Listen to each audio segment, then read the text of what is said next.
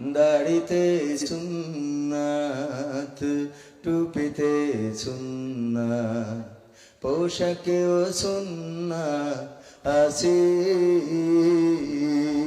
পাথরের আঘাত খাওয়া সেটা যে সুন্নাত, কেন মনে হয় না তোমার কাছে? কেন মনে হয় না তোমার কাছে? ঠিক না বেঠিক? নবীর প্রেমে তুমি দাওয়াতে তাবলীগ ধারণ করেছ বুকে, সেই তুমি আজ কেন জুলুমের প্রতিবাদে আওয়াজ তোলো না মুখে?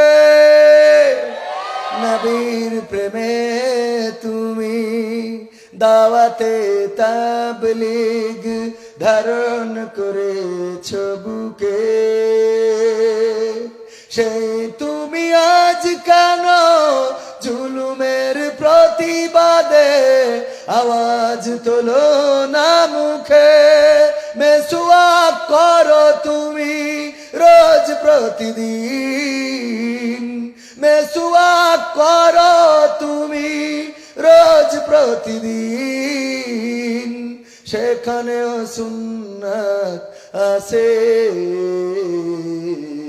পাথরের আঘাত খাওয়া, মাঝে মাঝে জেলে যাওয়া, সেটা যে সুন্নাত, কেন মনে হয় না তোমার কাছে?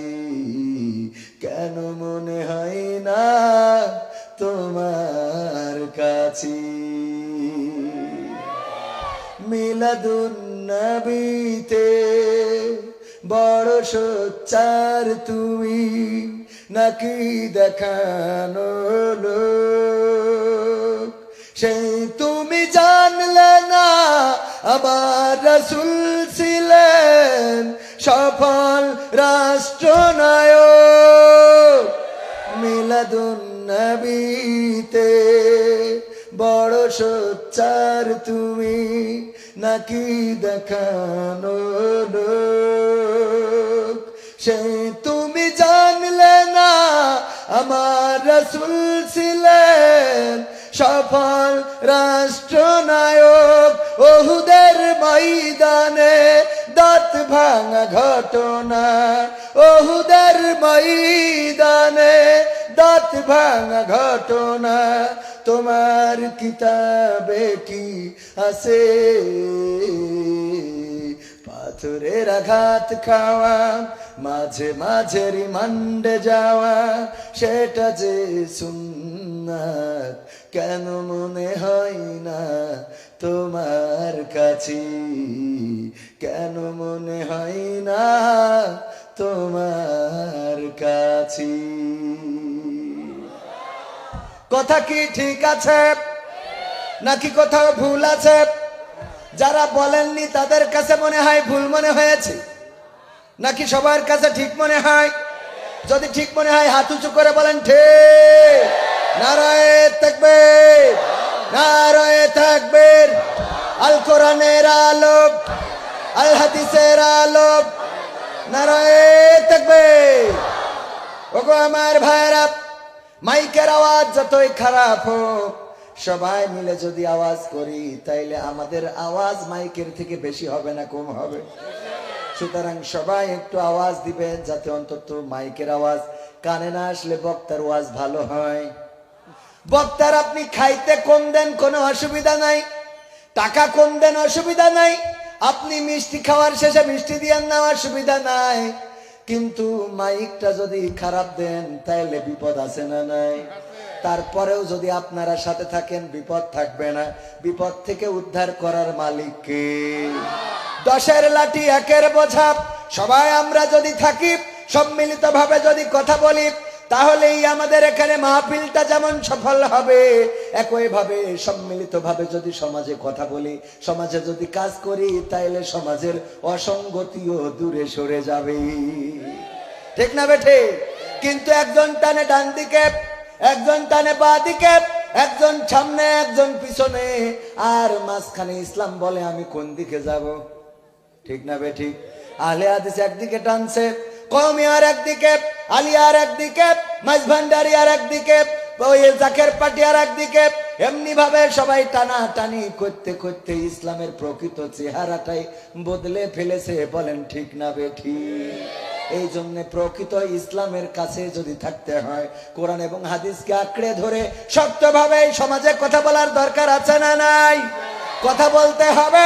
আমরা মনে করেছি জুব্বা পরা সুন্নাত, দাড়ি রাখা সুন্নাত, টুপি পরা সুন্নাত, এটা অবশ্যই সুন্নাত, 100% সুন্নাত, কোনো ভেজাল নাই। কিন্তু আল্লাহর রাসূল তাইফের ময়দানে দাওয়াত দিতে যে রক্ত ঝরাইলো, এইটা সুন্নাত মানবে কিডা? কথা কয় না। এখানে কইলে বলে খেলা হবে না। এই সুন্নাতের সময় খেলা হবে, আছে না নাই? দাড়ির সুন্নাত মানবেন, টুপির সুন্নাত মানবেন, জুব্বার সুন্নাত মানবেন, আবার আপনি ওই যে মার খাওয়া সুন্নাত মানবেন না। তাইলে কমপ্লিট ইসলাম মানতে পারলেন? আল্লাহ রাসূল তরবারি ধরে যুদ্ধ করেছে না করে নাই? যুদ্ধ করেছে কিসের বিরুদ্ধে? স্বজাতির বিরুদ্ধে, তাগুতের বিরুদ্ধে, বাতিলের বিরুদ্ধে। স্বজাতি কারা? নিজের যে জাতির লোকেরা ইসলাম মানে নাই, আল্লাহর আনিত বিধানটাকে অ্যাকসেপ্ট করে নাই, আল্লাহ রাসূল তাদের বিরুদ্ধে যুদ্ধ করেছে না করে নাই? কিন্তু আমরা এইবারই খালি দেখলাম যে না, স্বজাতির বিরুদ্ধে যুদ্ধ হয়েছে না হয় নাই? কেমন করে হয়েছে? যে টিরাক পায় নাই, সরি, যে নৌকা পায় নাই, সে টিরাক পাইছে। এই জন্য আন্দোলন হয়েছে না হয় নাই? স্বজাতি যে মানি না, তোর নৌকা টিরাক, আমরা দলে সব এক, কিন্তু একটা দামি আর একটা দামি। কথা কয় না? ঠিক না বেঠে? যাই হোক ভাইয়েরা আমার, রাজনীতির কথা বলতে আসি নাই, রাজনীতির কথা বলবো না, কারণ মঞ্চে উঠার আগেই বলে দেয় হুজুর সময়টা তো বড্ড খারাপ, আপনি তো ভাই সব জানেন, বুঝে শুনে কথা বলে ওয়াজের রীতি টানেন। উস্কানি ফুস্কানি মূলক বলবেন না কোনো কথা, এই মঞ্চে রাজনীতি ভাই করবেন না অযথা। আমরাও ভাই কোরআন জানি, মানি মোটামুটি, ঝামেলাতে থাকি মাঝে মাঝে নিয়ে ভোটা ভুটি। মক্তবেতে শিখেছিলাম আলিফ বা তা সা, কোরআন হাদিস মোটেও জানি না, এমন কিন্তু না। তাই রাজনীতি চলবে না ও হুজুর, রাজনীতি চলবে না, তাই রাজনীতি চলবে না ও ভাই, রাজনীতি চলবে। এবার বলে হুজুর শোনেন, আপনি মনে করছেন আমরা কোরআন জানি না, কোরআন মানি না, কোরআন পড়ি না, কোরআন বুঝি না, মাহফিল শুনি না, মাহফিল করি না, সব করি। আমি বললাম কি করেন? বলছে আমরা গত বছরও মাহফিল দিছিলাম, এই 30 বছর ধরে মাহফিল চলছে। কয় বছর? 30 বছর। এর আগেও হুজুর আনিছি। আমি বললাম তাই কি? বলছে অমুক হুজুর ওয়াজ করিল কত মধুর সুর, কবরেতে গেলে পাবো 70,000 হুর। এমন ওয়াজ আছে না নাই? এমন ওয়াজ করলে কোনদিন হাতে লাগবে, পায়ে ডান্ডা বেড়ি থাকবে না? লাগবেও না, থাকবেও না। কারণ ইমাম রাষ্ট্রের ইমামও আছে না নাই?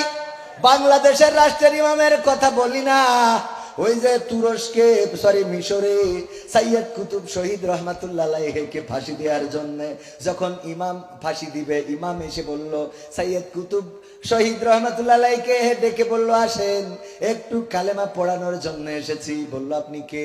বলল আমি এই রাষ্ট্রের ইমাম। সৈয়দ কুতুব শহীদ বলল আসো, ওয়েলকাম। বলেছে নাকি? না, বলে নাই। বরং সৈয়দ কুতুব শহীদ রহমাতুল্লাহ আলাইহি বললেন দেখো তুমি রাষ্ট্রের ইমাম, রাষ্ট্র তোমারে দিয়ে কলেমা পড়াইতে পাঠাইছে, অথচ এই কালেমার ব্যাখ্যা দেওয়ার কারণে একই রাষ্ট্র আমারে আবার ঝুলানোর জন্য চূড়ান্ত সিদ্ধান্ত নিয়েছি। সুতরাং তোমার কালেমা তোমার রুটি রুজির ব্যবস্থা করে, ডাল ভাতের ব্যবস্থা করে, ওইটা নিয়ে খাও, আর আমার কালেমা আমার জান্নাতের ফয়সালা করে দেয়। ঠিক না বেঠে? অমুক হুজুর ওয়াজ করে কত মধুর সুর, কবরেতে গেলে পাবো ৭০,০০০ হুর। অনেক দোয়া আছে পড়লে কোটিতে সওয়াব, সারা জীবন পাপ করিলেও পেয়ে যাব মাপ। বাপ দাদারে নাজাত দিতে করেছি ৪০, আমার বেলায় 4টা গরু গোয়াল ঘরে পুষা। আমিও ভাই কিছুটা জানি, মানি না তা না, ছোটবেলায় শিখেছিলাম আলিফ বা তা সা। তাই রাজনীতি চলবে না ও হুজুর, রাজনীতি চলবে না, তাই রাজনীতি চলবে না ও ভাই, রাজনীতি চলবে। এবার বলছে হুজুর শোনেন, আপনি মনে করছেন আমরা কিছু মানি নে, মানি অনেক মানি। আমি বললাম কি মানেন? বলছে মিলাদ করি, কিয়াম করি, যাই বাবার মাজারে, হয়তো একটু বিড়ি টানি বেদকাশির বাজারে। আছে না নাই? মিলাদ করি কিয়াম আছে তো, মিলাদ করি কিয়াম করি, যায় বাবার মাজারে, হয়তো একটু বিড়ি টানি কয়রারো বাজারে। ফজর নামাজ হয় না পড়া, থাকি তখন নিদে, কিন্তু হুজুর বিশ্বাস করেন আল্লাহর কসম হয় না কাজা, নামাজটা 2 ঈদে। আছে না নাই? 2 ঈদে নামাজ কাজা হয় না। ফজরের নামাজ ঘুমের মধ্যে চলে যায়, জোহরের নামাজের সময় নাই, আসরের নামাজে বাজারে যায়, আর মাগরিবের নামাজ কখন চলে যায়, আর ঈশার নামাজ তো ঘুমের ঘরে দেখাই যায় না। এমন আছে না নাই? কিন্তু ঈদের নামাজে আল্লাহর ওলি সামনের কাতারে। আবার আরেক ঝামেলা করে, আমার সভাপতি প্রধান অতিথি সাহেব ঈদের চাঁদ দেখার জন্য গেছে মাঠে, যাওয়ার পরে দেখে মেঘলা আকাশ, কুয়াশাচ্ছন্ন, ঈদের চাঁদ দেখা যাচ্ছে না। হঠাৎ আমাদের চাচাজি বলছে অতিথি চলেন বাড়ি যায়, ওই আপনাদের যে চায়ের দোকান আছে ওখানে টেলিভিশন জুড়ে দিলি, ওই টেলিভিশনে ঈদের খবর বলবেন যে চাঁদ উঠেছে কি ওঠে নাই, কারণ আর একটা কমিটি আছে, ওরা দেখে এসে ঘোষণা দেয়। ওমা টেলিভিশন জুড়িয়েছে, দেখে ওখানে বলছে আগামীকাল 9টার সময় ঈদুল আজহার জানাজার নামাজ হবে। ঈদুল আজহার কেন নামাজ? তালি বোঝেন ঈদুল আজহার কেন নামাজ এটাও জানে না এরা মুসলমান। আছে না নাই? আছে মানে কি, আমার একটা অনুষ্ঠান আছে দেখবেন, এভাবেও ভালো কাজ করা যায়। এই অনুষ্ঠান কয়রায়ও করবো, সুন্দরবনেও যাইয়ে করবো, সব জায়গায়। হ্যাঁ কোনে কাছের বাড়ি, হ্যাঁ ওখানেও করা হবে। আমরা যাচাই করতেছি মানুষ ইসলাম কত জানে রে। কইলাম বলেন কালেমায়ে তৈয়্যিবাটা পড়েন, বলছে লা ইলাহা ইল্লা আনতা সুবহানাকা ইন্নী কুনতু মিনাজ জালিমিন। বলছেন অতিথি সাহেব কালেমা পড়ছে, লা ইলাহা ইল্লা আনতা সুবহানাকা ইন্নী কুনতু মিনাল, সহ্য না করি পারবেন? আছে না নাই?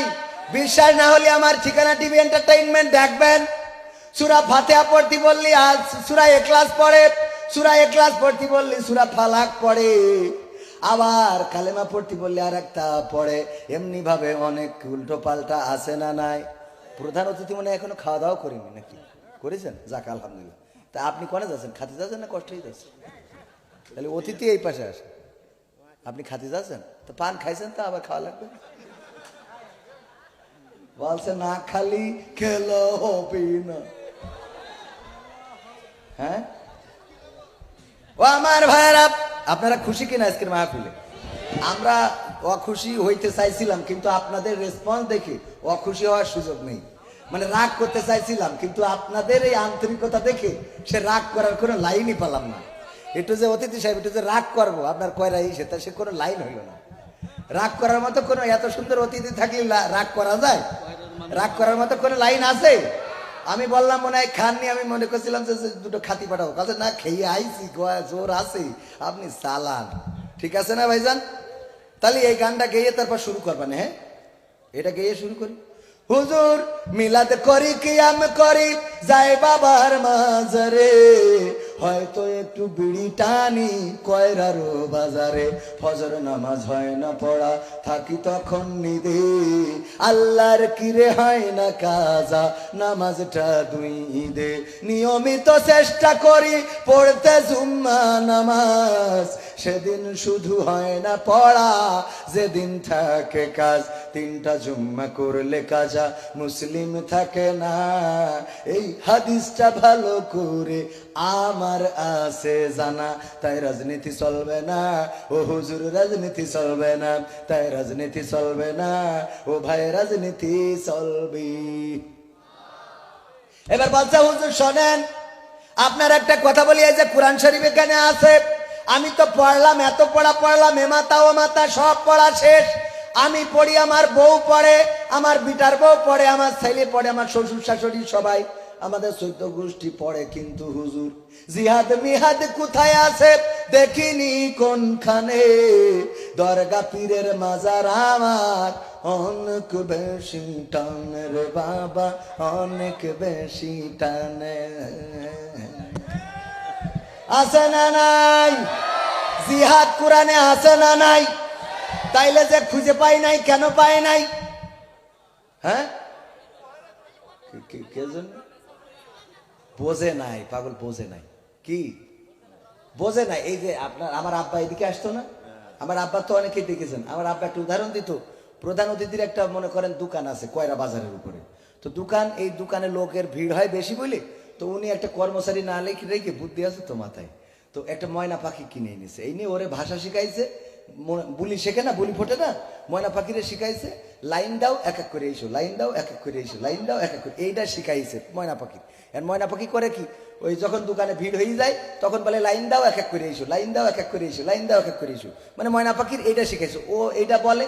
এখন হঠাৎ করে একদিন প্রধান অতিথির সাথে বিরোধী যে পার্টি, ওদের কোনো একটা কারণে গোলমাল পাইতেছে, ধরেন উনি কথার কথা টিরাকের পক্ষে, আর নৌকা পাশ করেছে, করার পরে এবার কুপান, হ্যাঁ আছে না নাই?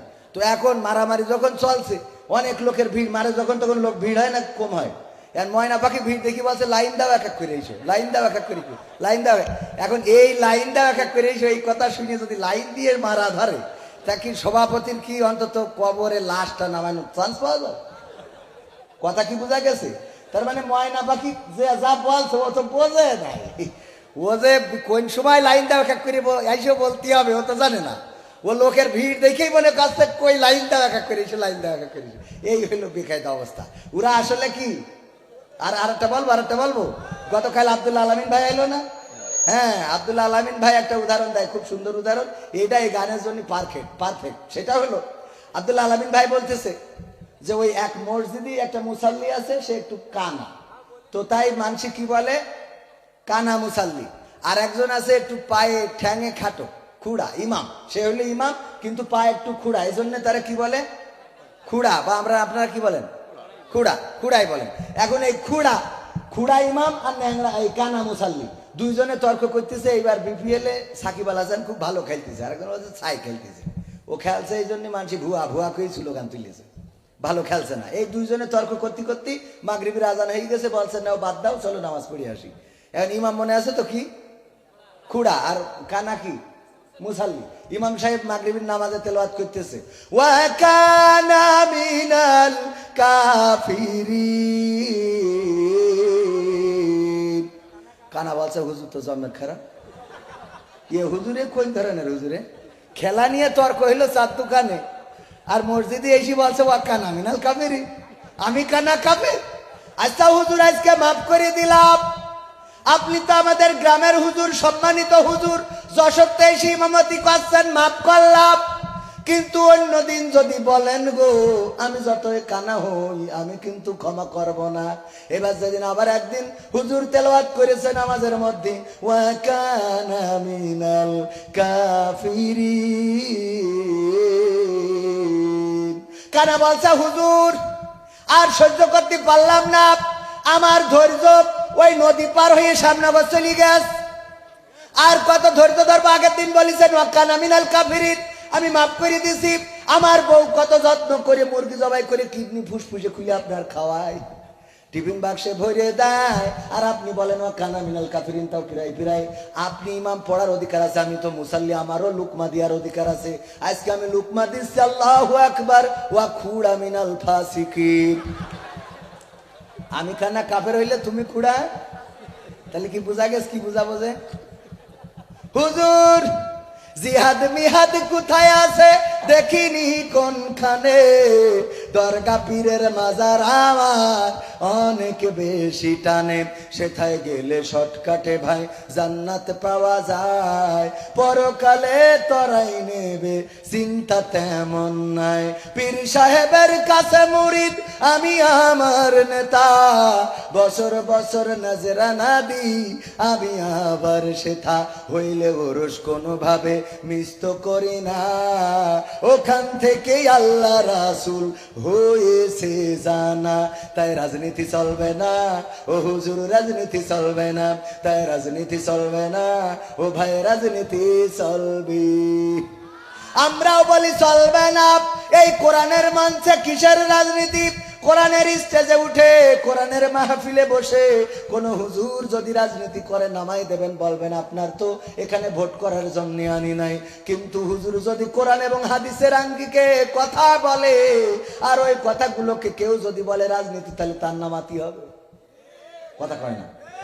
কোরআনের কথা কি কোন রাজার কথা, কোন বাদশার কথা, কোন মন্ত্রীর কথা, কোন প্রতিমন্ত্রীর কথা, খালেদা জিয়ার কথা, জিয়াউর রহমানের কথা, বঙ্গবন্ধুর কথা, শেখ হাসিনার কথা, না কারোর কথা না? সেই আল্লাহর কথা বলা যাবে না? যাবে না? সেই আল্লাহর কথা বলতে গেলে কেন এত আধারে, বুঝি না বুঝি না। ঠিক না বেঠি? বাধা আছে না নাই? আমরা এই কথাগুলো বললে এক শ্রেণীর লোক আছে, তাদের কলিজার মধ্যে জ্বালা পোড়া শুরু হয় না? হয় না? আর শুরু যে হবে এ ব্যাপারে আল্লাহ কোরআনে বলে দিয়েছে, ইউরিদুনা লিইউতফিউ নূরাল্লাহি বিআফওয়াহিহি আল্লাহু মুতিম্মু নূরিহি ওয়ালাউ কারিহাল কাফিরুন। আল্লাহ বলছে ওরা চায় মুখের ফু দিয়ে ইসলামের আলোকে, দ্বীনের আলোকে, কোরআনের আলোকে নির্বাপিত করে দেবে, কিন্তু আমি আল্লাহ চাই আমি আমার দ্বীনের আলোকে প্রজ্বলিত করে রাখবো, যতই তাদের কলিজার মধ্যে জ্বালা পোড়া হোক না কেন। বলেন সুবহানাল্লাহ। ইসলামকে বাংলাদেশ থেকে, বাংলাদেশের সংবিধান থেকে মুছে দিতে চাইছিল না? চাই নাই? কিন্তু সে কি আছে যে সংসদ থেকে ইসলাম রাষ্ট্র ধর্ম মুছে দিতে চাইলো, আর আল্লাহ বলল তোর সংসদের খাতা থেকে নামটা মুছে দিলাম। ঠিক না বেঠিক? বলবো বলবো। সংবিধানে রাষ্ট্র ধর্ম ইসলাম আছে বলে তোমার কেন জলে রে বন্ধু, তোমার কেন জলে? শয়তানে জ্বালে কি আগুন তোমারই বগলে, তোমার কেন জলে রে বন্ধু, তোমার কেন জলে?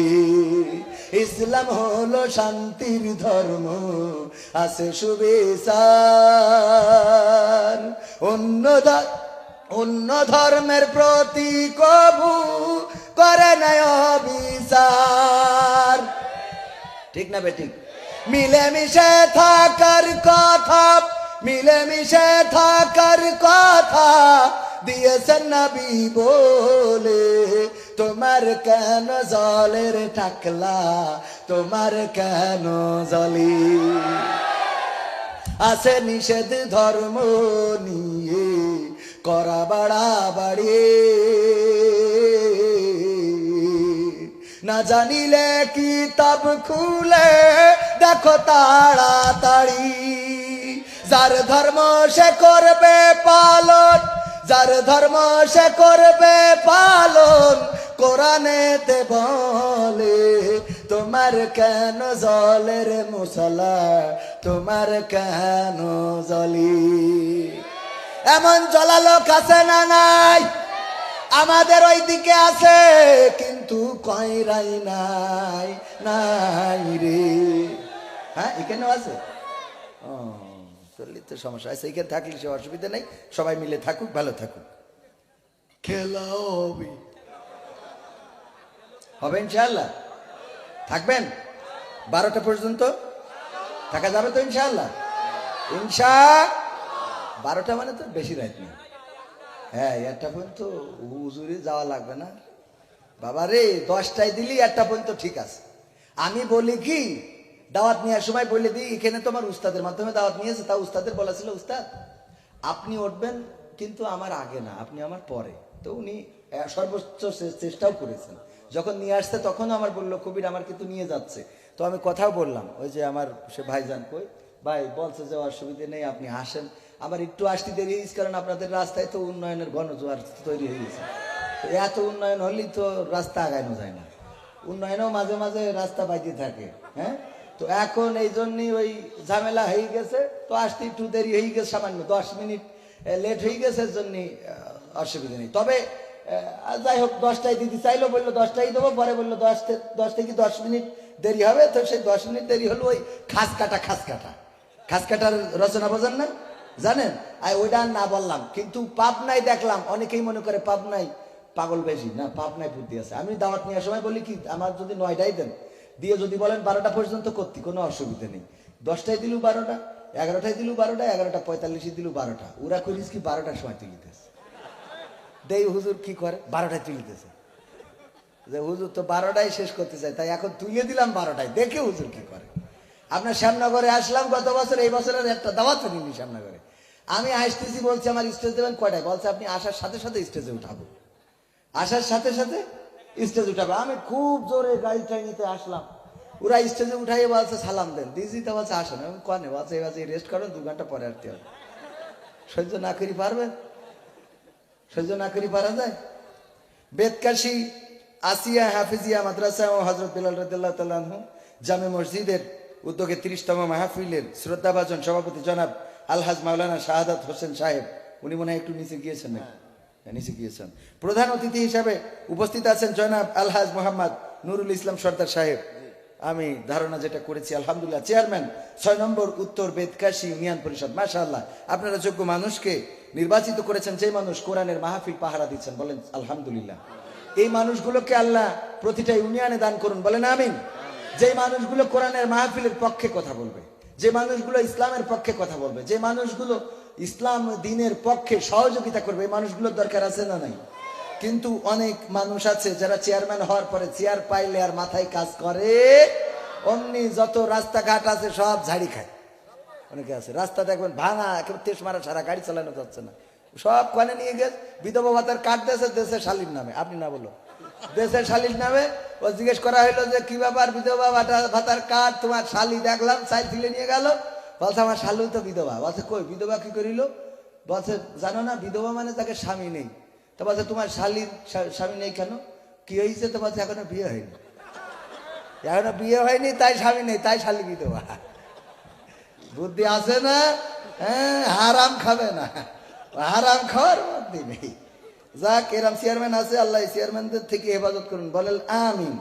এছাড়া আলোচনা করেছেন আমার শ্রদ্ধাভাজন উস্তাদ, যারা আমাদের রাহবার, আমার আব্বার সাথে আলোচনা করতেন, অধ্যাপক হযরত মাওলানা তৈয়বুর রহমান সাহেব। উনি আমাকে, মানে আমি ওনাকে উস্তাদ সম্বোধন করি আর উনি আমাকে মিয়া ভাই সম্বোধন করে। আল্লাহু আকবার, এত উদার মানুষ। উনি আলোচনা করে গেছেন। আলোচনা করেছেন হাফেজ মাওলানা গাজী শাহরিয়ার সবুজ সাহেব, আল্লাহ ওনাদেরকে হায়াতে তাইয়্যিবা দান করুন, বলেন আমিন। এছাড়া আজকে আরো অনেকেই হয়তো আলোচনা করে থাকতে পারে। আমার সামনে উপবিষ্ট কয়রার দিন প্রিয়, ইসলাম প্রিয়, সবচেয়ে আমার মনে হচ্ছে যে যত মাহফিল আমি দেখেছি এর থেকে অনেক বেশি শ্রোতা পেয়েছি, আবার এর থেকে অনেক কমও শ্রোতা পেয়েছি, কিন্তু এখানকার শ্রোতাগুলো মনে হচ্ছে যে আল্লাহ জান্নাতি শ্রোতা পাঠিয়েছে, আলহামদুলিল্লাহ। কারণ আপনাদের মধ্যে যে আন্তরিকতা, যে আপনাদের মধ্যে যে মানে একটা মাহফিল শোনার জন্য যেটা দেখতে পাচ্ছি, এটা সত্যি আমাকে মুগ্ধ করছে। আওয়াজটা এত খারাপ, তারপরেও আমার মনে হচ্ছে যে আমি খুব ভালো একটা জায়গায় এসেছি, আলহামদুলিল্লাহ। তো আমার সামনে উপবিষ্ট দিনদার ইমানদার মুসলমান ভাই বাবাজিরা, পর্দার অন্তরালে আছেন রত্নাকর ভামা এবং বোনেরা, মাইকের আওয়াজ যারা শুনছেন, সবাইকে আনুষ্ঠানিকভাবে সালাম জানাচ্ছি, আসসালামু আলাইকুম রহমতুল্লাহ। আমরা আল্লাহর শুকরিয়া আদায় করার দরকার আছে না নাই? কেন শুকরিয়া আদায় করব? কারণ আল্লাহ আমাদের অনেক নিয়ামত দিয়েছেন, দিয়েছেন না দেয়নি? আমরা মানুষ হিসাবে পৃথিবীতে এসেছি, আল্লাহর কাছে আল্লাহর পা ধরে কান্না করছিলাম নাকি যে আল্লাহ তুমি আমারে কুত্তা বিলাই বানায় না, মানুষ বানাও? বলছি এটা?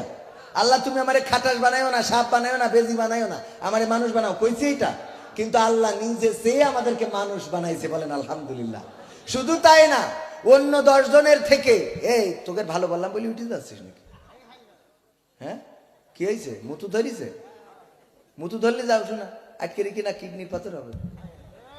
তো একটুখানি সামান্য সময়, আর বেশি সময় তো নেই, আধা ঘন্টা, আধা ঘন্টা। আমার উঠার আগে বলে দিয়েছে হুজুর ওয়াজ কম হবে, গান বেশি হবে। আমি কয়েকটা ধুমধামাক্কা গান শুনে চলে যাবো ইনশাআল্লাহ। খেলো হবে, ঠিক আছে তো ইনশাআল্লাহ। যাই হোক ভাইরা আমার, তো এখন এই যে আল্লাহ চাইলে আমাদের অন্য কোনো প্রাণী করে বানায় পাঠাতে পারতেন না? পারতেন, সেটা বানান নাই। দেখেন মাঝে মাঝে উদাহরণ দিতে যে আমি বলি যে রাস্তার এ পাশের পিঁপড়া আর ও পাশের পিঁপড়া, দুই পাশের পিঁপড়া হঠাৎ ওদের ছেলে বড় হয়েছে তো বিয়ে দেবে, এই জন্য পাত্রী দেখার জন্য রাস্তার ওই পাশে গেছে। যে এ পাত্রী একটা পছন্দ হয়েছে, হওয়ার পরে ওরা বলছে ঠিক আছে বরযাত্রী নিয়ে আস। বরযাত্রী নিয়ে এরা রাত্রি লাইন ধরি যে রাত যখন 12টা বেজে গেছে আর লোক চলবে না, চলো রাত্রি বিয়েটা সেরে আসি। বিয়ে করার জন্য লাইন ধরি বরযাত্রী চলে গেছে, বিয়ে করে বিয়ে খেয়ে তো ফিরে আসছে। চেয়ারম্যান মোটরসাইকেল নিয়ে তো রাস্তা দিয়ে যাচ্ছে, ওই পিঁপড়ের শাড়ি দেখে চেয়ারম্যান মোটরসাইকেলের চাকা উঁচু করি পার করি তারপর বাড়ি গেছে। গেছে? যাই নাই, কি করিছে? ওর পদ্মে মারি দিয়েছে। এখন বর মূল্য না বউ মূল্য খোঁজ নেন, কথা কয় না। বর মূল্য না বউ মূল্য, ওদের কান্দার লোকও তো নেই, চাপাতে ঠিক চলে গেল। এটা করে না করে না। এই পিঁপড়া আল্লাহ চাইলে বানায়। আবার অনেকেই মনে করতে পারেন যে পিঁপড়ের কথা বলছে আল্লাহ পবিত্র কোরআনে সূরা নামল পিঁপড়ার নামে সূরাই দিয়েছে, বলেন আলহামদুলিল্লাহ। পিঁপড়া একটা উদাহরণ দিলাম, আরো যদি উদাহরণ দিই, ধরেন একটা শিয়াল, শিয়াল যদি বানাইতো। গতকালকে আমার গ্রামে আমার মাহফিল ছিল, মানে আমি আয়োজক। তো ওই মাহফিলের দ্বিতীয় বক্তা ছিলাম আমি, প্রধান বক্তা ছিল গোলাম মুর্তজা নুরি ভাই। হঠাৎ করে সকালবেলা আমাদের এক ছোট ভাই বলছে, ভাই আপনার তো এত বক্তাদের সাথে খাতে, তাই আজকে একটা কোনো বড় বক্তা একটু টান দিয়ে নিয়ে আসা যায় না? তাই বললাম তাই একটু ট্রাই করে দেখি। তো আব্দুল আলমিন ভাই ফোন দিলাম, ও বলছে কয় ভাই, তাই বললাম তাহলে তার হবে না। আরেকজনের ফোন দিলাম গোলাম রব্বানি, কয় সে চুয়াডাঙ্গায় না কোন জায়গায়, বললাম তাও হবে না। হামজা ভাইয়ের ফোন দিলাম, বলছে যে বাগেরহাট আছে, ওখান থেকে পিরোজপুর যাবে, তবে মনে হচ্ছে মাহফিল হয়তো হতে পারে, তো যদি হয় তাহলে টান মেরে চলে আসবেন। পরে যাই হোক মাহফিল একটা হইতে দেয় নাই, বাগেরহাটে উঠতেই দেয় নাই, করতেই দেয় নাই, কিন্তু পিরোজপুরে উঠতে দিয়েছে, অল্প সময় কথা বলতে দিয়েছে, বইলে পরে ভাই টান দিয়ে চলে এসেছে আমার মাহফিলে। তো ওই মাহফিল সেই একটা পর্যন্ত চালাইতে হইলো আলহামদুলিল্লাহ, গতকালকের মাহফিল। তো আমি বলছি ওখানেই আমার আলোচনার মধ্যে বলেছিলাম যে শিয়াল, একটু কি চিন্তা করেছেন? এই শিয়াল যে সবচেয়ে ভালো যে শিয়ালটা, হুজুর যে শিয়াল, মনে করেন কোনোদিন কারো মুরগি তো ধরেই না, বরং অন্যদেরকে ধরতে নিরুৎসাহিত করে। কয়েক দেখো মহিলারা মুরগি পোষে কত কষ্ট করি, গরিব মানুষ 4টে মুরগি পুষিয়েছে, তাও বাচ্চা ফুটিল, দুটো তাও অসুখ হয়ে মরে গেছে, আর দুটো বেঁচে আছে। এই দুটোর মধ্যে তোরা একটা ধরি আনিস না, খুব কষ্ট পাবে। এই কথা যে শিয়াল বলে, ওই শিয়ালও যদি দিনের বেলায় বের হয় সে সরিষার ক্ষেত থেকে, আর চেয়ারম্যান যদি মাঠে থাকে, হাতে যদি একখান কাইস্তি বা পাইচনি থাকে, বলেন তো সেইলি মারবে না? মারবে না? যে শিয়ালটা সবচেয়ে ভালো, সেও যদি দিনের বেলায় বের হয়, তাও কুপান আছে না নাই? আবার শিয়ালের বাচ্চারা যদি বলেন আব্বা কিংবা মা, তোমরা না হয় মুরগি ধরি মানুষের অতিষ্ঠ করেছো, আমরা তো বাচ্চা মানুষ নিষ্পাপ, আমরা তো কিছু করি নাই, তো আমরা যাই বাইরে। আসতে পারে বাইরে? আসে? আসে না। এই শিয়ালও যদি বানাইতো, তাও আমাদের পলায়ে থাকা লাগতো, কথা কয় না। যদি বাঘ বানাইতো, বাঘ তো এত শক্তিশালী, তাও তো কয়রাবাসীর কাছে বাঘ কিছু না। কয়রাবাসীর কাছে বাঘ কিছু, এরা সুন্দরবনে যাই বাঘ আরো একে থেকে ভয় পায়। মাঝে দুই একদিন হয়তো মাঝে মাঝে অ্যাটাক হয়, তাও শুনি বাঘের সাথে মারামারি করি, তো বাঘের কুপান্তে চলে আসে। হ্যাঁ, বীর পুরুষ আছে না নাই? এই বীরত্ব শুধু বা রয়্যাল বেঙ্গল টাইগারের বীরত্ব সুন্দরবনে দেখালে হবে না, এই বীরত্ব শুধুমাত্র আগান বাগানে দেখালে হবে না, মাঝে মাঝে রাজপথেও এই বীরত্ব দেখানোর দরকার আছে না নাই? আমরা যেই মাসে বসেছি, এই মাসের নাম কি? ফেব্রুয়ারি মাস। এই মাসের 21শে ফেব্রুয়ারি, আর কয়দিন পরে? কয়দিন কি এর একদিন, কাল দিন পরে, এখনো আসেনি। আমি তো মনে করলাম আজ 20 তারিখ, আমার ভুল হয়ে গেছে, আমার ভুল হয়ে আছে। কয় তারিখ? 21শে ফেব্রুয়ারি। কি দিবস? ভাষা দিবস। এই ভাষা দিবসে আন্তর্জাতিক মাতৃভাষা দিবস কেন আসলো? কারণ এই বীর বাঙালি 1952 সালের ফেব্রুয়ারিতে সিদ্ধান্ত নিয়েছিল আমাদের রাষ্ট্রভাষা বাংলা চাই, উর্দু কখনো আমাদের রাষ্ট্রভাষা হতে পারে না। আমরা যে মায়ের কাছ থেকে ভাষা শিখেছি, সেই ভাষাই হবে পূর্ব বাংলার ভাষা। সুতরাং আমাদের এই রাষ্ট্রভাষার দাবিতে আমরা লড়াই করব, সংগ্রাম করব, যদি প্রয়োজন হয় রক্ত ঢেলে দেব। এবং সেই দিন রক্ত ঢেলেছিলেন রফিক, শফিক, জব্বার, বরকত। তারা বুকের তাজা রক্ত ঢেলে দিয়ে সুপ্ত জমিনকে জাগ্রত করেছিলেন, সবুজ জমিনকে লাল করেছিলেন, শহীদ হয়েছিলেন, কিন্তু প্রমাণ করে দিয়েছিলেন, ওগো পাকিস্তানের হানাদারেরা, তোমরা শুনে নাও, আমরা আমাদের মায়ের ভাষার জন্য রক্ত দিতে জানি, কিন্তু মুখের ভাষা, মায়ের ভাষার অধিকার ছেড়ে দিতে জানি না। 1971-এ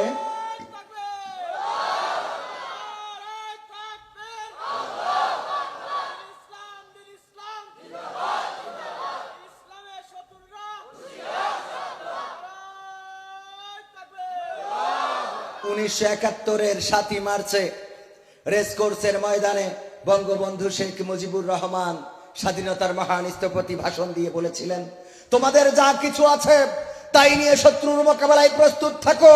মনে রেখো, এবারের সংগ্রাম স্বাধীনতার সংগ্রাম, এবারের সংগ্রাম মুক্তির সংগ্রাম। সেই সময় বঙ্গবন্ধুকে দেখে নাই এমন অনেক মানুষ ছিল যারা বঙ্গবন্ধুর কথাটা শুধুমাত্র বাংলাদেশ বেতারের মাধ্যমে শুনেছিল। ঠিক বলছি তো? আবার যেন বললেন না যে রাজনীতির কথা করছি, এটা কিন্তু ডাইরেক্ট বাংলাদেশের কথা।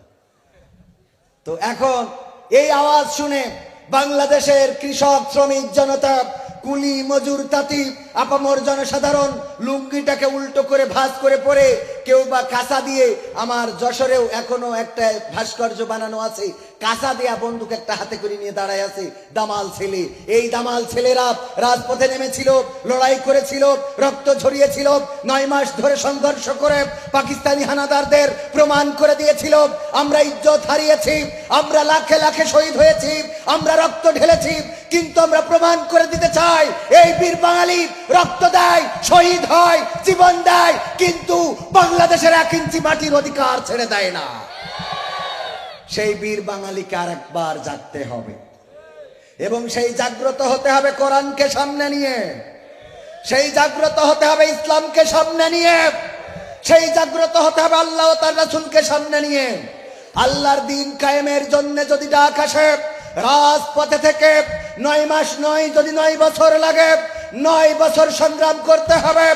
9 বছর শুধু নয়, আমাদের 30 লক্ষ শহীদ 1971-এ শহীদ হয়েছিল। ইতিহাস বলে যদি আমাদের 30 লক্ষ নয়, 60 লক্ষ জীবন যায়, জীবন দিতে হবে, কিন্তু প্রমাণ করে দিতে হবে বীর বাঙালি মুসলিম জনতা কোরআনের জন্য, ইসলামের জন্য, আল্লাহ ও তার রাসূলের জন্য রক্ত দিতে জানেন, শহীদ হতে জানেন। বুকের তাজা রক্ত ঢেলে দিয়ে সেই রক্তের সাগরে সাঁতার কেটে কেটে একটি রক্তাক্ত বিপ্লবী কালেমার পতাকা বাংলার জমিনে উড়াবোই উড়াবো, এই শপথে কারা কারা দীপ্ত দেখতে চায়?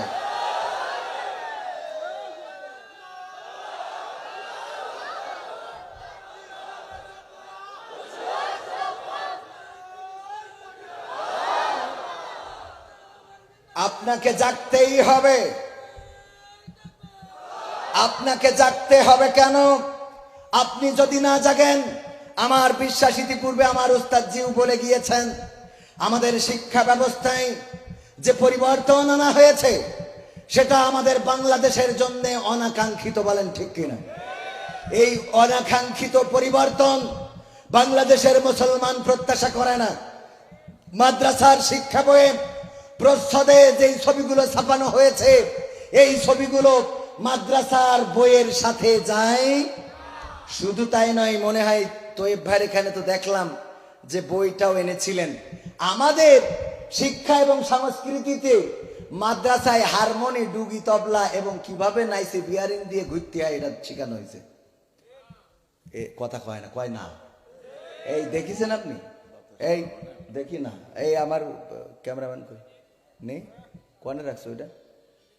হ্যাঁ, দেখাই দিতাম একেবারে কোন মাহফিলের স্টেজে থুয়ে চলে আইছি। প্রতিটা পাতা ফটোকপি করে রেখেছি। মাদ্রাসার শিক্ষা সংস্কৃতিতে হারমোনি, ডুগি, তবলা, নাচা, গাওয়া, এমনকি মানচিত্র একটা দেয়া হয়েছে, যেই মানচিত্রে ইসরায়েলের নাম আছে কিন্তু ফিলিস্তিনের নাম নাই। আমরা এমন শিক্ষা ব্যবস্থা চাই না যেই শিক্ষা ব্যবস্থায় আমার মাদ্রাসার ছাত্রদের হারমোনি বাজানো শিখতে হবে, গিটার বাজানো শিখতে হবে, ডুগি, তবলা বাজানো শিখতে হবে। আমি বলেছি মাদ্রাসায় হারমোনি, গিটার না ঢুকায়া বরং স্কুল, কলেজ, ভার্সিটিতে আল্লাহর কোরআন এবং রাসূলের হাদিস ঢুকিয়ে দিতে হবে। এটা যদি ঢুকানো হয় তাহলে ধর্ষণ কমে যাবে, জেনা কমে যাবে, লাইলাতুল ভ্যালেন্টাইন্স ডে আর এত যুবক যুবতী কপত কপতি পাওয়া যাবে। আজকালকের ছেলেরা বই নিয়ে আর বসে না, গুগলে সার্চ করিয়া পড়ি। ওরে কালের মেয়েরা কোরআন হাদিস ধরে না, আমার কয়রার মা বোনেরা কোরআন হাদিস পড়ে না। সবাই না, অনেকেই টিকটকে ভিডিও ওরা করে, করে না, করে না? আজকালকের ছেলেরা বই নিয়ে আর বসে না, ও বাবা গুগলে সার্চ করিয়া পড়ি। আগের সময় প্রেম করিলে আমার অতিথি বলতে পাইছ কি, এখন বলে শখ করিয়া বাবা তুমি খাই, বাবু তুমি খাইছ কি? বলে না বলে না, বাবু তুমি খাইয়াছো? না বাবু খাইনি, ও বুড়ে দাঁড়িয়ে গিয়েছো, খাইনি এখন। ওই নেদা কুদি, ও দুধ খাবে, এই বলে না বলে না। আর আগের সময় প্রেম করলি মুরব্বীরা এইগুলোকে খারাপ চোখে দেখতো না, দেখতো না। আর এখন প্রেম একদম মানে এটা হয়ে গেছে, মানে কোন রকম কোন প্রধান অতিথি তো এখানে আছেন চেয়ারম্যান সাহেব, ধরেন আমার চাচাজি, ওই সময় আগের কথা বলছি, উনি হয়তো এসব কাজ করেননি। ওই যার ভাল লেগেছে দেখা যাচ্ছে চিঠি দিয়েছে, চিঠি বাতিজির কাছে দিয়েছে, ও যে দেখা যাচ্ছে মেয়ের কাছে না দিয়ে দিয়েছে মেয়ের মার কাছে। এই দুঃখী গিরাম ছেড়ি গার্মেন্টসে যে কাজ করেছে অসংখ্য যুবক, যে চিঠি ধরা খাইয়ে গেছে শাশুড়ির কাছে। এই ঠিক না বে ঠিক? আর এখন কোন এটা যেন পান্তা ভা, ওই মেয়ে ছেলে বাড়ি নিয়ে আসে, নিয়ে আসি মা কয়ে কিডা, আল্লাহ আম্মা আমার বয়ফ্রেন্ড। ওরে পাকামো। আর মাও কয়ে কি কয়, আল্লাহ তো আগের তো করবি না, আমি কয় রাত্রে আপেল আঙুর কিনে আনতাম, আব্বা ভালো আস। ওরে আমার আব্বা রে, পাকামো করার জায়গা খুঁজে পায় না আব্বা। এই আব্বা যখন আবার ওর বিয়ে না করি আর এক জায়গায় তেস মারে, তখন এইবার এই মেয়ে যদি দেখতে আসে, সভাপতি প্রধান অতিথি গেছে, সেই বলে মেয়ের কোনো জায়গায় ঘুটে ঘুটে ছিল না তো? কয় আল্লাহ কি বলছে না, মেয়ে এত পর্দা ছিল, শালিকের সামনে কথাই কয় না। ওরে আল্লাহর ওলি, কথা কয় না তো জামাই বলি বলে ডিম সেদ্ধ করে খাওয়ালি কার? কথা কয় না, আছে না না? ওয়াশিং যায়, আমরা এদিক নেই, আমাদের দেখি শুক্রবারেও ওয়াশিং খোলা, আমফান হয়ে তাও ওয়াশিং খোলা, সুনামি তাও ওয়াশিং খোলা, 10 ডিগ্রির নিচেই তাপমাত্রা তাও ওয়াশিং খোলা, পৃথিবীর স্কুল কলেজ সব বন্ধ, ওর মায়ের ওয়াশিং খোলা।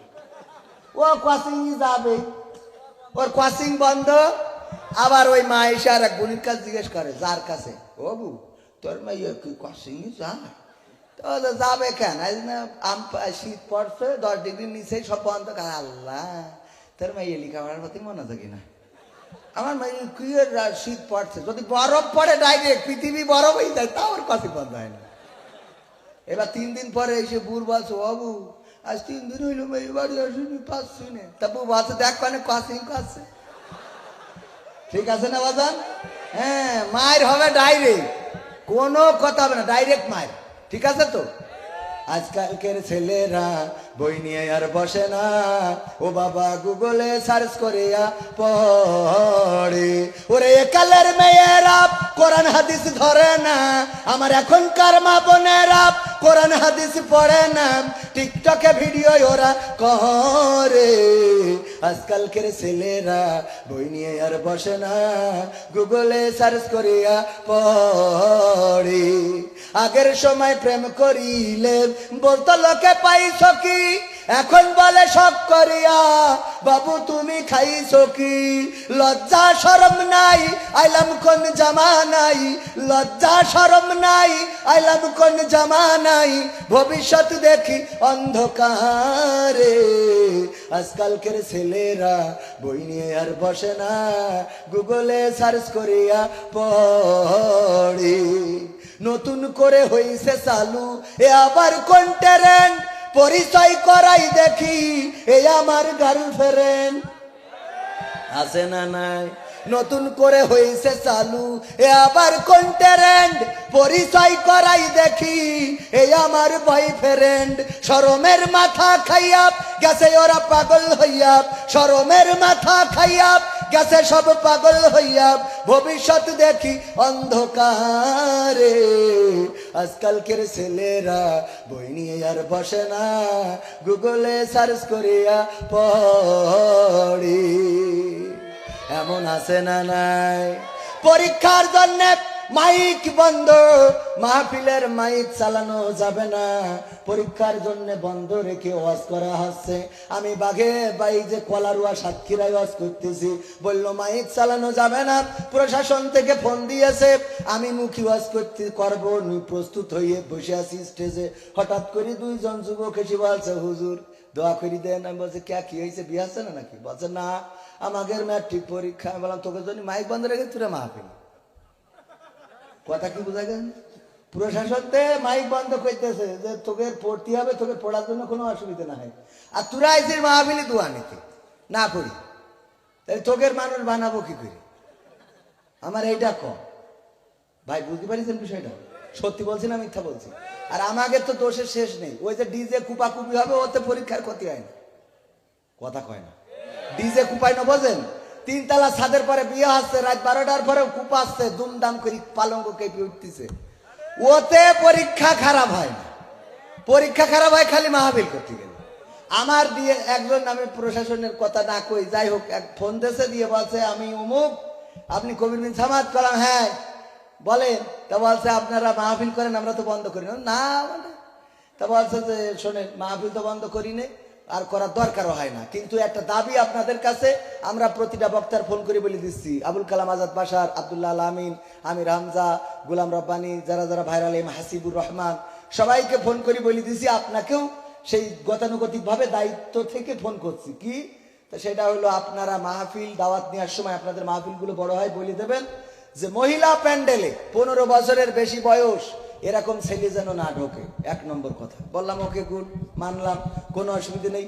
2 নম্বর কথা হলো যে মহিলাদের জন্য 1 টাইম টয়লেট যেন বানাই দেয়, তাদের যেন কষ্ট না হয়, প্রকৃতির প্রয়োজনে তারা যেন এই কাজটা করতে, মানে তাদের 1 টাইম টয়লেট থাকলে সুবিধা হয়।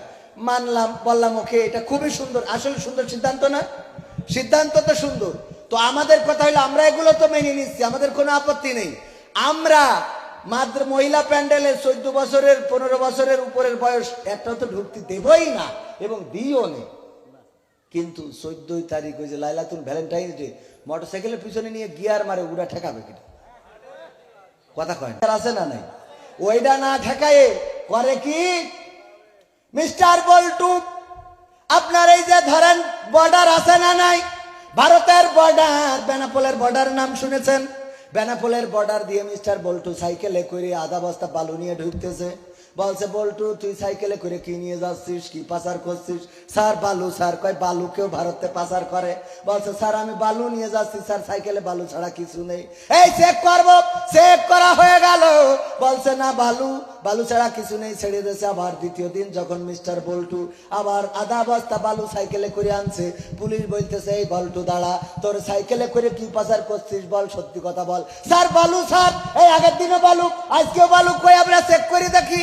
চেক করে দেখে না, সত্যি বালু। এরপরে আবার মিস্টার বল্টুর ছেড়ে দিয়েছে, পরে তৃতীয় দিন আবার বালু নিয়ে আসছে, এই সাইকেলে করে কি পাচার করছিস? স্যার বালু। স্যার দাঁড়া, এই বালু আজকে ডাইরেক্ট চেক শুধু এখানে হবে না, ঢাকায় পাঠাবো, ওখান থেকে বিজ্ঞানাগার থেকে গবেষণা করে দেখবো এই বালু কি শুধু বালু নাকি এতে কোনো নাশকতা আছে। চেক করে দেখে না, সত্যি শুধু বালু। চেক করার পরে বল্টুর সাথে কয়রা বাজারে দেখা, প্রশাসনের লোকের ডেকে বলছে বল্টু কেনা, তুই প্রতিদিন সাইকেলে করে আধা বস্তা বালু পাচার করিস, কোন দুঃখী? বলছে কেন? বলছে আরে বাবা কত লোক কত কি পাচার করে, আর তুই সাইকেলে করে খালি আধা বস্তা বালু নিয়ে যাস, যা শুধু বালু, অথচ আমাদের দেশে বালুর কোনো অভাব নেই, তুই এই বালু কেন পাচার করিস, সত্যি কথা বল।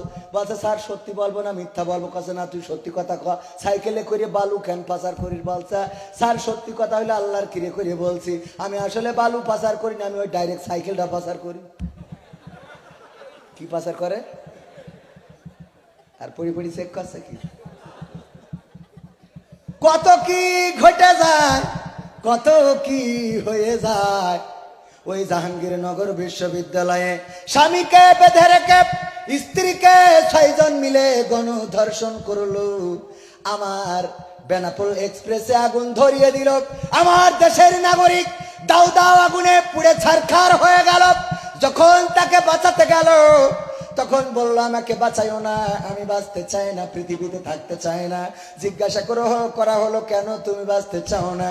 বললো এই ট্রেনে আমার স্ত্রী ছিল, আমার সন্তান ছিল, তারা এই আগুনের লেলিহান শিখায় পুড়ে ছারখার হয়ে গেছে। আমি কাদেরকে নিয়ে বাঁচবো, আমি কাদের নিয়ে দুনিয়া করব? সুতরাং আমি ওদের সাথে এই আগুনে পুড়ে ছারখার হয়ে যেতে চাই। এইভাবে বাংলাদেশে নাশকতা আছে না নাই? জেনা আছে না নাই? কত ধর্ষণ! কয়েকদিন আগে দেখলাম বগুড়ার নন্দীগ্রাম থেকে একজন লাইভ প্রচার করতেছে সকালবেলায় ফেসবুকে, যে সকালবেলা মাঠে এসে দেখি এই সরিষার ক্ষেতের আইল একটা লাশ পড়ে রয়েছে, একটা বোনের লাশ, ধারণা করা হচ্ছে তাকে ধর্ষণ করে হত্যা করা হয়েছে। এমনি ভাবে আনাসে কানাসে অনেক ঘটনা ঘটে না কত ঘটনা ঘটে যায়। আবার যদি টাই কোট পরা লোকদের কথা বলি, বাংলাদেশে আমার সরকার উন্নয়নের জন্য কত টাকা দিচ্ছে, কত বাজেট দিচ্ছে, রাস্তা করার জন্য, বিল্ডিং করার জন্য, সেতু করার জন্য, ব্রিজ করার জন্য, কালভার্ট করার জন্য, আর ওই টাকাগুলো অর্থনীতি উড়া পড়ে আছে। এই জন্য বুদ্ধি করে সুইজারল্যান্ডের সুইস ব্যাংকে নিয়ে যাই। বলেন সুবহানাল্লাহ, নাউজুবিল্লাহ। হ্যাঁ, ও হয় সত্যি। আমি আবার ওই মানে মাঝে মাঝে ছোট মানুষ তো ভুল হয়ে যায়, এটা মনে কিছু করি মানে হুতো। সে অনেক সময় একজন ওই তারাবি পড়ায় রোজার মাস তো এই বাড়ি এসে খাতি ওই ইফতার করে এসে একটু শুয়েছে, ঘুম এসে গেছে। তো ঘুম এসে যেই চেতনা পেয়েছে পালি দেখে যে তারাবি জামাতের টাইম 10 মিনিট পার হয়ে গেছে। ও লাভ মেরে উঠে তাড়াতাড়ি আড়াই ছিল পাঞ্জাবি ঘাড়ে করে নিয়ে দৌড় মসজিদি। এখন মসজিদি তো কিছু আল্লাহর ওলি থাকে না, কথা কয় না, সারা বছর নামাজ পড়ে না, কিন্তু রোজার মাসে ওরে বাবা, ও সামনের কাতারে ওর জন্য যাওয়ার কায়দা নেই। আবার যখন আমিন বলে মুখ দিয়ে এমন সেন বের হয় যে সুসো দৌড় মারে। সুসো কয় তোর পাশে আমি আসলাম, তুই তো থাকবি আমার পাশে। এই আসে না না আসে মানে কি অনেক আছে। আমার এক স্যার ছিল কলেজে, এখন ডিজাইন দিয়ে চলে গেছে, উনার বাড়ি বরিশাল। স্যার আমার একদিন বলছে, স্যার ভাই কি বলবো দুঃখের কথা, মানে সিগারেট খাই তাদের নিয়ে কথা বলতে গিয়ে বলছে যে আমার এক চাচা ছিল সমবয়সী, তো চাচা একদিন অভিযোগ করলো তো চাচি আমার একটু কিস করতেও দেয় না। তো এই নিয়ে অভিযোগ করলো, তো আমি চাচি তো সমবয়সী, তো চাচি বললাম চাচি ওই চাচা বলছে যে এটা একটু হ্যাঁ তা বলছে কি যে চাচি বলেই ফেললো লজ্জা ভেঙে, বলছে তো চাচা বিড়ি খেয়ে মুখ যা করে দিয়ে তারপর পাশার কাছে মুখ নিয়ে যায়, তো মুখের কাছে নিয়ে যায় না। আছে না না এরা, তবে কয়রাই তো নেই, আছে এখানেও আছে। আল্লাহর ওলিরা এটা একটু ছেড়ে দেওয়া যায় না শোনা। রোজার মাসে আবার একজন বিড়ি টাইতেছে, জিজ্ঞেস করলাম কি ব্যাপার, রোজা নেই? আপনি বলছে আসি। তো টানছেন তো বলছে বিড়ি খালি রোজা ভাঙে না। কনে পাইছেন তো বলছে হাদিসে আম পাড়ায় রয়ে গেছে, হাদিসে সহ্য না করি কত জ্বালা যে সাথে করে নিয়ে বেড়াচ্ছি। তাই সে বলি তাই ইমাম সাহেব ও তাড়াতাড়ি করে যে মসজিদ গেছে, কমিটি বলছে এই এত দেরি হইলো কেন আপনার? হ্যাঁ আপনি কি শুরু করেছেন? আপনি ইমামতি কি করার গা নাকি বেতন দিয়ে বাড়ি ঘটাই করবেন? তা বলছে ভাই রে একটু দেরি হয়ে গেল, ঘুমাই পড়িলাম, দেরি হয়ে গেল, আলিফ লাইলা শুরু হয়ে যাবে, আমরা কখন দেখবো? মানে ওই তখনকার সময় আলিফ লাইলা হইতো। তা বলছে অসুবিধা নেই, আমি একটু টাইনিয়ে দেবো মানে টাইনিয়ে দেবো একটু শর্ট করে মেরিয়ে দেবো। তো এই বললি, বলছে ঠিক আছে শুরু করার তাড়াতাড়ি। বলছে পাঞ্জাবিটা গায়ে দিয়ে নি। তো পাঞ্জাবি গাইতে আসছে, এই করতে করতে আরো 5 মিনিট পার হয়ে গেছে। তাহলে মিজাজ আরো খারাপ হবে না? সভাপতি বলছে এই ইমাম সাহেব ভাই পাঞ্জাবি গাইতে আসেন কয়টা আপনি একসাথে? তো বলছে না একটাই তো। একটাই তো এত দেরি হচ্ছে কেন? বলছে দেরি হচ্ছে কেন করতে পারবেন, সে হাতা খুঁজে পাচ্ছি।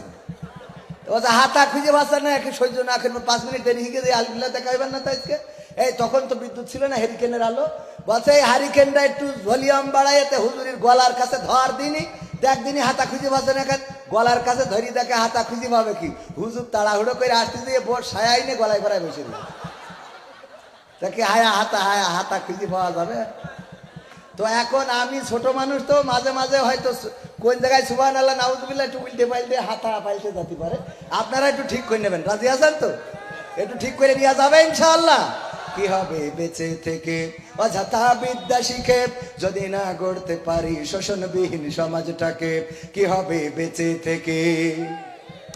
কি হবে ছাত্র সেজে চুমু খেয়ে সনদ খানা যদি হয় বিদ্যালয়টা গিটারওয়ালাদের আড্ডা খানা? কি হবে ছাত্র সেজে চুমু খেয়ে সনদ খানা যদি হয় বিদ্যালয়টা পরিমণিদের আড্ডা খানা? এর চেয়ে মরাই ভালো দেশ ছেড়ে যাওয়াই ভালো, এর চেয়ে মরাই ভালো দেশ ছেড়ে যাওয়াই ভালো। কি হবে ধোকা দিয়ে বিবেকটাকে? কি হবে ধোকা দিয়ে বিবেকটাকে? কি হবে বেঁচে থেকে অযথা বিদ্যা শিখে যদি না গড়তে পারি শোষণবিহীন সমাজটাকে? কি হবে বেঁচে থেকে? কি হবে যুবক নামের বোঝা হয়ে এই ধরাতে যেখানে মা বোনেরা ধর্ষিতা হয় দিনে রাতে?